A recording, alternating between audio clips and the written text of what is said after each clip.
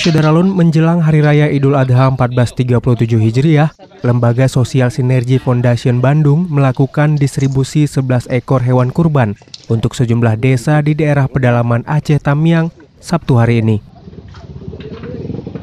Lembu kurban yang didistribusi ini meliputi beberapa desa di Kecamatan Serue dan di desa-desa di Kecamatan Bandar Pusaka.